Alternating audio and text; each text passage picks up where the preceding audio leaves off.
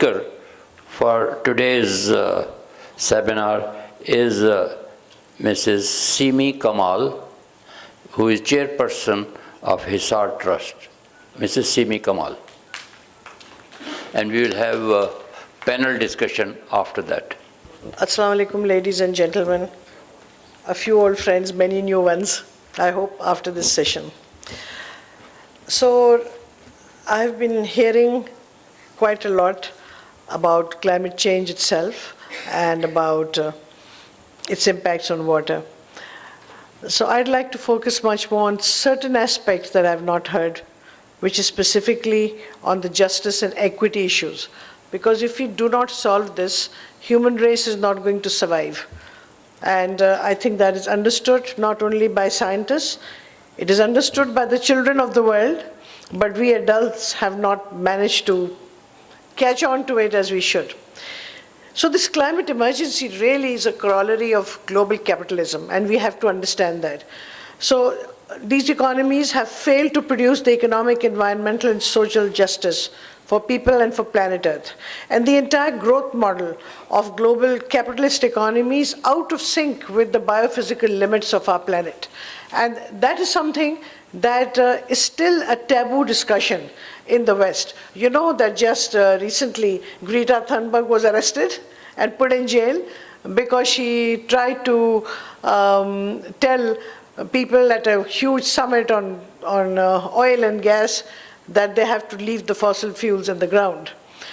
So the current capitalist and development paradigms of perpetual growth in a finite world is a disaster. If you think about it conceptually, it makes no sense. And yet, for decades, we have been sold this model, and we have all bought into it, including our governments and the way we organize our businesses and our families. But there are other models. There are people talking about zero growth, and then moving to degrowth. And especially the developed world, which is the biggest polluter and which has brought us to where we are today, has got to change its lifestyles drastically. It is very easy for them to sit where they are on top of the rubble of all the mess they have made in the world, and to tell us, the poorest countries, and to tell our poor people in the villages that they have to change their lives. But they have not done the damage, and even now they live very much as one with nature. So therefore we have to not accept these ideas uncritically, and we must stand up for ourselves. That is something I agree with completely. So there is a current global institutional architecture on climate change that is influencing the way that discourse is happening, which includes the Sustainable Development Goals, the Intergovernmental Panel on Climate Change, which has a few thousand scientists. And IPCC is still continuously undermined by all the global lobbies of capitalism, and still not accepted as science. As you must have heard that when their pronouncements come on climate change, even some of the most well-known authorities will say, oh, but there's no climate change. This is just cycle. And this is happening all the time. And we hear it here, we hear it from our own academia as well. Then there are several international and national policy responses, but they are so dulled that, we barely hear them. And we keep talking about the net zero approach, but that is laughable. We are never going to get to net zero, and we don't need net zero. We need much more beyond that. We need to go to degrowth, and that is something that is not taught in all universities, and that is not something that people are demanding as they should. And then, of course, we talk of greening, but actually it's all greenwashing. And the corporate sector is fantastic at it, which means that we pretend that we are doing things, but we actually leave the system as it is. And the whole purpose of greenwashing is to protect the systems as they exist and not let them change. But there are, of course, at the same time, a number of citizens' movements. How many of you know, do you know about any citizens' movements globally or elsewhere that are trying to change the way we live in terms of climate change adaptation? Anyone? Come on, you must know some. No? G? I missed the question. Kaun si? I missed the question. Can you repeat it? I'm saying that there are many citizens' movements globally which are trying to tackle this big issue of climate change, the impacts of climate change. Are there any? Can't hear, louder. Greenpeace? Okay. Greenpeace to an extent, but the whole Greenpeace movement grew up against nuclearization, as you know. So it came from a different place. But there is something called an extinction rebellion. And this consists of people who are academics, who are scientists, who are activists, who are right across society. They block roads, they protest against the government, they get put into jail. Right now, Eric Holthus, who's one of the major writers on climate change, has been in jail for 2 months, and the world doesn't know and the world doesn't care.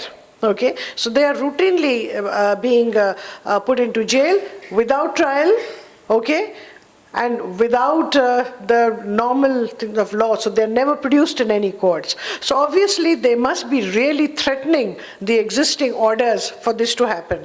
Then of course there's Fridays for Future, which is Greta Thunberg and other young people, and they have been at it for a long time now. There are scientist groups, there are academic groups now. I don't think we have such a group in Pakistan, but I think that we should. And perhaps some of you ladies and gentlemen, जिसको कहते हैं अब फारिग हैं काम से और मैं भी शायद उसमें शामिल होने वाली हूँ, maybe we need to spearhead this kind of movement here. So the COP process, which was mentioned, basically it has been hijacked by the corporate sector. Because these people have the money, they can go wherever they need to go, they can fly, and they are pushing the voices of the most affected to the peripheries. So whereas Dr. Samiul Haq of Bangladesh has been talking about loss and damage fund for years and years, and in Edinburgh they came, was it not Edinburgh? Which was the city in Scotland where they held the last one? Glasgow. Yeah, in Glasgow, when the Prime Minister or First Minister of Scotland came close to forming, it was the corporate sector came next day with a whole army of people, and they just put paid to it. And I know that Pakistan did a great job in picking up where Dr. Salimul Haq left off, but as Nadra Sahiba was saying, people make pledges and then they don't happen. So let's see what's going to happen. So about direct impacts on Pakistan's water systems, we've heard about it a number of times, but I would like to put some things in perspective. The hydrological changes in the Himalayan regions are affecting Pakistan's water towers. So Pakistan, a very large proportion of water that comes into our rivers is not through the monsoon system, but through these water towers. Then the changes in the monsoon system is like turning the water tap on and off. But we are not very geared to utilizing these changes very fast. There were bumper crops this year, we just heard about that. Even at times when the water system isn't right, that means that perhaps we are not doing the projections too well, and perhaps we don't have the clear understanding we need. Then there are changes in the entire water regime of Pakistan. The water balance, all the surface and subsurface flows, the groundwater, lakes and atmospheric water, everything is changing, and changing really fast. I don't think we've done very much work on atmospheric water and what that means. Then the extreme peaks and troughs in river water flow in our whole Indus basin is threatened. The effects on coastlines in the Indus Delta. Then the pressure from oceanic storms, downpours, cloud bursts, gulfs. And what this is doing is disrupting what many of us call Pakistan's water economy. So that has to be understood. And the question for us is, what is our response? So we know all the challenges, we know all the problem. So we have a national policy response. Pakistan is fantastic at making policies. So we have a National Climate Change Policy 2012, which was updated in 21. We have a Nationally Determined Contribution Report 2021. We have a National Water Policy 2018. And was I showing my slides, I had a list of 30 other policies, provincial and others, that have been made and are sitting somewhere, we are not acting on them. In 2016, Hisar Foundation prepared something that was nicknamed the Citizens' Water Policy, because it was the citizens' voice, and it had been done through a lot of consultation. So at that time, we talked about the water economy of Pakistan, because when we want to solve a problem, so we know that there are terrible impacts on the water resources of Pakistan. When we need to have a response, we can't do everything. So we have to select a few actions, they have to be conceptualized, and then we have to deliver them. So we say sometimes single item agenda or 2-point agenda or 3-point agenda. So the basis that we have to understand, if we want to look at equity and equality and justice in terms of how the impacts are treated. So land and water belong to the people of Pakistan. They form our endowment and entitlement. And they are Pakistan's main natural and economic resource for which there is already a substantial physical infrastructure available. So we have the irrigation system, okay? We have Vadabandi, we have some way of how we manage and share crops. And land and water provides a large segment of the population with livelihood opportunities. We say that the farming sector is going down, but that's agriculture. Livestock is going up. You know, we've become one of the area's largest milk producers. So water must be a source of development, dignity, and prosperity for all citizens. And if we keep that in mind, then I'm going to put before you just 5 things that we need to do, so we can actually counter the impacts of climate change on water. So we need to improve access of water for the poor and landless. We need to finance the urban and rural water economies and the water value chain.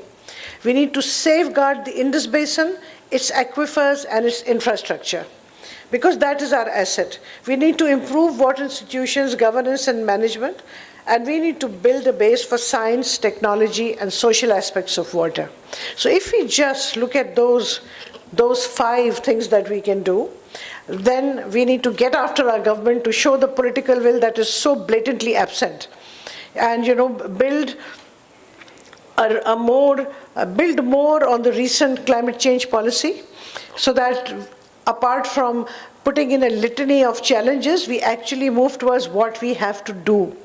We reinstate the function of local government. There's no way we can reach the poorest. We saw the disaster and floods. My organization was there in the Johi area 6 weeks before the PDMAs and NDMAs or any government person got there. So this is non-functionality of local government. Then strategic thinking by national and provincial water-related departments, and setting up Pakistan's own panel of experts on climate change and water.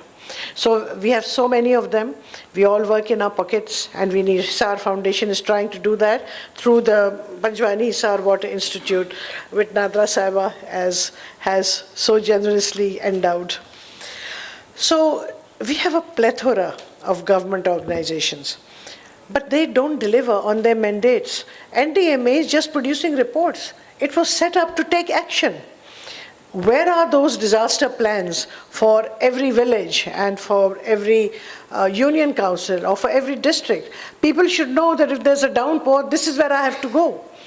Okay, but there is nobody that they can even approach. I don't understand why, even in the plain areas of Pakistan, there are always some areas that are a little higher than others. And why aren't those prepared in a way that people could go there when flooding happened? Because flooding is now part of our life, it's going to be happening all the time. We need to take care of it. So when we say that we need to, yes, know global, act local, we have to lobby for the restoration of a functioning local government. And in their absence, we have to facilitate Pakistani NGOs. They are doing all the work now. If you go to local areas, that's what you find. You find the military somewhere, some places, or you find the magistrates and the district administration. But you don't find a functioning local government, so NGOs are taking care. And then their life is made so miserable by all the NOCs that are required that it's very, very difficult to work.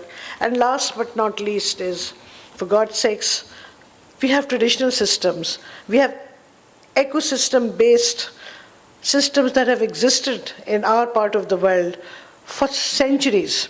So instead of destroying them, we need to get them back. And they are part of the adaptation to climate change, because the age of mitigation is gone. We've already missed the boat there. So going ahead, it's all adapting, because we are not going to be able to lessen the impact. We are just going to have to live with them and manage, change our own lives to match that. And there are many things we can do. We can build 1 million or 2 million ponds. We can restore our garages in Balochistan. We can manage the springs and glaciers in a better way. We can plant more glaciers. So I think those are the real actions that we need to take. Thank you very much for your consideration.